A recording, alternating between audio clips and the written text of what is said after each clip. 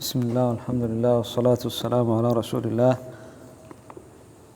وعلى آله وصحبه ومن والاه، أما بعد.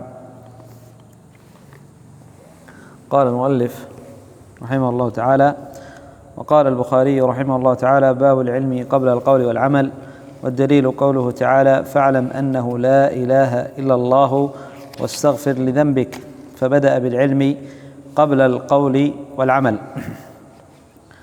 قال المحشي: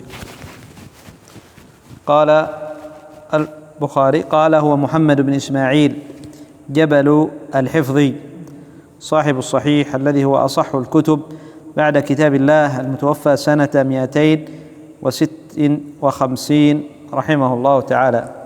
معروف الإمام البخاري صاحب صحيح البخاري جامع الصحيح.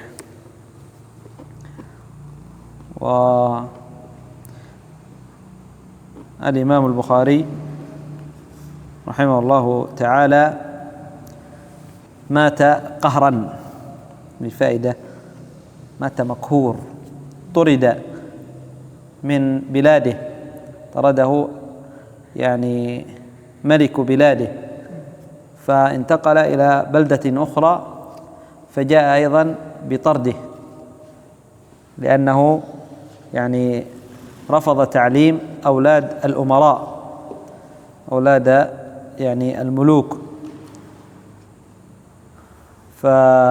يعني تعليمهم تعليم خاص. فبعد ذلك جاء الأمر أيضا بطرده من هذه المدينة.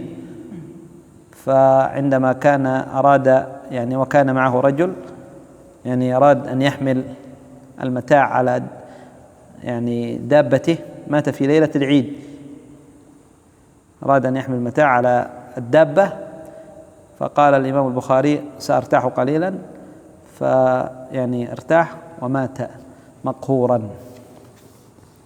قال: باب العلم قبل القول والعمل. قال: ترجم رحمه الله بالبداءة بالعلم، أي أن يبتدئ العبد بالعلم، لأن تعلم العلم الفرض مقدم على القول والعمل، وذلك أن قول المرء وعمله لا يصلح إلا إذا صدر عن علم. وفي الحديث: من عمل عملا ليس عليه أمرنا فهو رد. وقد قيل: وكل من بغير علم أعماله مردودة لا تقبل. وهل تمكن عبادة الله التي يحق على خلقه وخلقهم لها إلا بالعلم؟ لا يمكن. كيف يصلح العمل بدون علم؟ كما مر معنا، قد يعمل خلاف هدي النبي صلى الله عليه وسلم، فهذا مردود عليه. وقد يعمل الشرك وهو يظن أنه توحيد للجهل. فلذلك لا بد أول شيء على العبد أن يعلم ثم يعمل. قال: استدل المصنف رحمه الله بهذه الآية الكريمة على وجوب البداءة بالعلم. مصنفه الإمام البخاري، لأن هذا من كلام الإمام البخاري. قال: على البداءة بالعلم، أي الابتداء بالعلم قبل القول والعمل، كما استدل بها البخاري رحمه الله تعالى. والدليل قوله تعالى. قال: كما استدل بها البخاري رحمه الله تعالى على صحة ما ترجم به، وذلك أن الله تعالى أمر نبيه صلى الله عليه وسلم بأمرين: بالعلم، كأن هذا من كلام المؤلف، ولكن يعني مربوط بقول الإمام البخاري، لعل المؤلف استدل بها، والإمام البخاري يعني استدل بها كما استدل بها الإمام البخاري. الإمام البخاري قال: باب العلم قبل القول والعمل، واستدل بهذه الآية. والإمام محمد بن عبد الوهاب النجدي نقل كلام الإمام البخاري أنه قال: باب العلم قبل القول والعمل، ثم قال الشيخ محمد بن عبد الوهاب: والدليل قوله تعالى. فهو مثل قول الإمام البخاري. قال: كما استدل بها البخاري رحمه الله على صحة ما ترجم به. ما هي الترجمة؟ باب العلم قبل القول والعمل، هذه الترجمة التي ترجم البخاري رحمه الله تعالى بها. قال: وذلك أن الله تعالى أمر نبيه صلى الله عليه وسلم بأمرين في هذه الآية: بالعلم ثم بالعمل. فاعلم أنه أول شيء بدأ بالعلم، فاعلم، ثم أمره بعد ذلك بالعمل: واستغفر لذنبك. هذا العمل، فبدأ بالعلم قبل القول والعمل.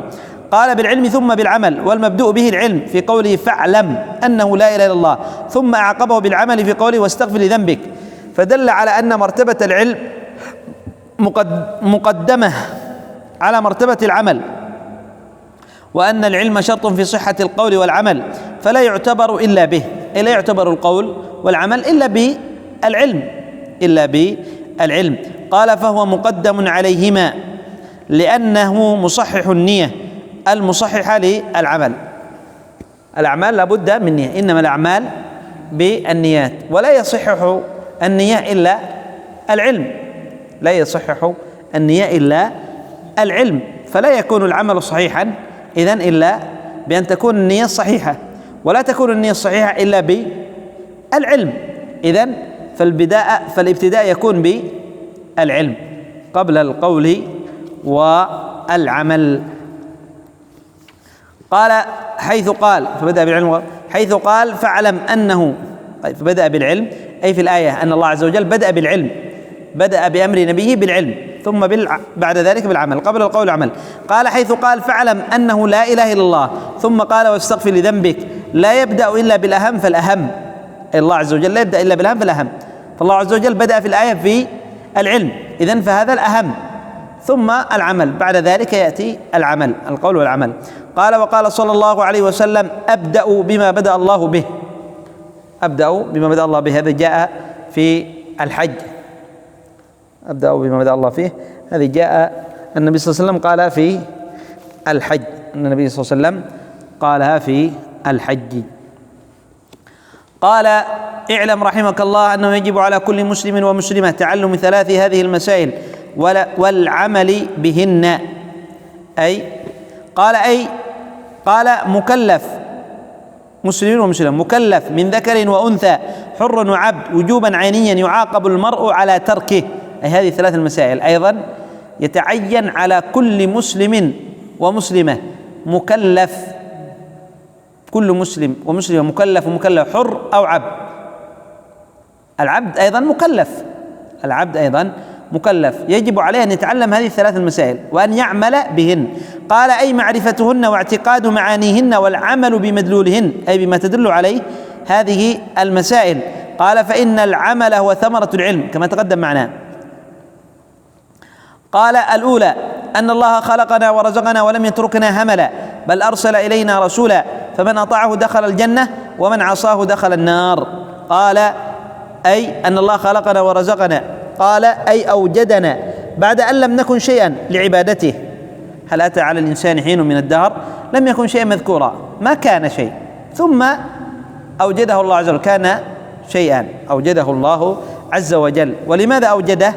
هل بدون يعني أن الله عز وجل خلق الإنسان غير محاسب ولا يرجع إلى الله؟ لا. أفحسبتم أنما خلقناكم عبثا وأنكم إلينا لا ترجعون، أيحسب الإنسان أن يترك سدى أي هملا؟ كلا، بل يرجع إلى الله عز وجل ويجازى كل إنسان بما عمل. قال: أي أوجدنا بعد أن لم نكن شيئا لعبادته، ورزقنا النعم لنستعين بها على ما خلقنا له. الله عز وجل أسدى إلينا النعم لنستعين على الذي خلقنا لأجله، وسيأتي لماذا خلقنا الله عز وجل. قال: ولم يتركنا هملا، أي مهملين معطلين سدى، شبه البهائم، لا نؤمر ولا ننهى، بل نؤمر وننهى، ولم يتركنا هملا ولم يخلقنا سدى. قال تعالى: أيحسب الإنسان أن يترك سدى. وقال تعالى: فحسبتم أنما خلقناكم عبثا وأنكم إلينا لا ترجعون. فتعالى الله الملك الحق لا إله إلا هو. وفي الحديث القدسي: ابن آدم خلقتك لأجلي فلا تلعب، وخلقت كل شيء لأجلك فلا تتعب، بل خلقنا لنعبده وحده لا شريك له، وما خلقت الجن والإنس إلا ليعبدون. قال: بل أرسل إلينا رسولا، فمن أطاعه دخل الجنة ومن عصاه دخل النار. والدليل قوله تعالى: إنا أرسلنا إليكم رسولا شاهدا عليكم كما أرسلنا إلى فرعون رسولا فعصى فرعون الرسول فأخذناه أخذ وبيلا. قال هو محمد الرسول الذي أرسل إلينا، ومحمد صلى الله عليه وسلم أرسله بالهدى ودين الحق، وهذا أصل عظيم من أصول الدين يجب علينا معرفته واعتقاده والعمل بمقتضاه، أي معرفة هذا الأصل. ما هو؟ نبينا محمد صلى الله عليه وسلم، أن الله عز وجل أرسل إلينا رسول وهو نبينا محمد صلى الله عليه وسلم، وسيأتي في آخر هذا الكتاب الأصل الثالث. قال لأن طاعته طاعة لله، فمن أطاع أي الرسول. قال لأن طاعته أي الرسول طاعة لله، ومن يطع الله ورسوله يدخله جنات تجري من تحتها الأنهار خالدين فيها وذلك الفوز العظيم. ومن يطع الله ورسوله ويخشى الله ويتقه فأولئك هم الفائزون. نعم، من أطاعه فقد أطاع الله، من يطع الرسول فقد أطاع الله، من يطع الرسول فقد أطاع الله. والله عز وجل أمر في آيات كثيرة: قل أطيعوا الله وأطيعوا الرسول، قل أطيعوا الله وأطيعوا الرسول وأولي الأمر منكم. الله عز وجل أمر بطاعة رسوله. قال أعاذنا الله منها، من عصاه دخل النار. قال ومن يعص الله ورسوله ويتعدى حدوده يدخله نارا خالدا فيها وله عذاب مهين. من يعص الله ورسوله ويتعدى حدوده يدخله نارا خالدا فيها وله عذاب مهين. قال وقد أمرنا الله بطاعته ونهانا عن معصيته، أمرنا بطاعة رسوله ونهانا عن معصيته أي رسوله في غير موضع من كتابه، أي في آيات كثيرة في القرآن. قال معشر الثقلين بأعمالكم يوم القيامة إنا أرسلنا إليكم رسولا شاهدا عليكم، أي معشر الثقلين الجن والإنس، الثقلين هم الجن والإنس، فالجن أيضا مكلفين مثل الإنس. يا معشر الجن والإنس ألم يأتكم رسل منكم يقصون عليكم آياتي. قال معشر الثقلين بأعمالكم يوم القيامة. وقال تعالى وكذلك جعلناكم أمة وسطا، أي عدلا خيارا لتكونوا شهداء على الناس ويكون الرسول عليكم شهيدا، أي الرسول يشهد عليكم بأنه بلغ البلاغ المبين. قال كما أرسلنا إلى فرعون رسولا، أي هو موسى كليم الرحمن عليه السلام، أرسل الله إلى فرعون من؟ موسى كليم الرحمن، أي أن الله عز وجل كلمه، كما أخبر الله به في غير موضع من كتابه، أي أخبر الله عز وجل أن الله كلم موسى، وكلم الله موسى تكليما. ولما جاء موسى لميقاتنا وكلمه ربه. قال فعصى فرعون الرسول، أي عصى فرعون رسول الله موسى عليه السلام وأبى إلا التمادي في الكفر والطغيان فأخذناه وبيلا، أي شديدا مهلكا، فأخذناه أخذ وبيلا أي شديدا مهلكا، وذلك بإغراقه وجنوده في البحر فلم يفلت منهم أحد. أغرق الله عز وجل كما هو معروف، كما قص الله عز وجل ذلك في كتابه. قال ثم بعد ذلك في عذاب البرزخ، أي يعذبون فرعون وقومه جميع الكفار. قال إلى يوم القيامة. ثم عذاب النار. قال تعالى النار يعرضون عليها غدوا وعشيا، أي يعرضون عليها في البرزخ، يعذبون بها غدوا أول النهار وعشيا آخرة. ويوم تقوم الساعة أدخلوا آل فرعون أشد العذاب. فهذه عاقبة العاصين للرسل. نعم، وهذه الآية مما يستدل بها العلماء على عذاب القبر ونعيمه، أن في القبر عذاب، أن بعضهم ينكر عذاب القبر. قال وجزاء المخالفين لأمرهم، فهذه عاقبة العاصين للرسل وجزاء المخالفين لأمرهم، أي فاحذروا أنتم أيها الأمة أن تعصوا نبيكم محمد صلى الله عليه وسلم فيحل بكم كما حل بهم من عقاب الله وأليم عذابه في الدنيا والبرزخ وفي الآخرة، نعوذ بالله من ذلك. وفي القرآن آيات كثيرة في بيان سعادة من أطاع الرسل وشقاوة من عصاهم، أي أن السعادة كل السعادة في اتباع الرسل، وأن من اتبع الرسل فإنه يكون مطيعا لله ويسعد في الدنيا والبرزخ والآخرة، وأما من عصى الرسل فإنه عصى الله ويشقى في الدنيا والبرزخ والآخرة. نكتفي بهذا القدر إلى هنا. سبحانك اللهم وبحمدك، أشهد أن لا إله إلا أنت، أستغفرك وأتوب إليك.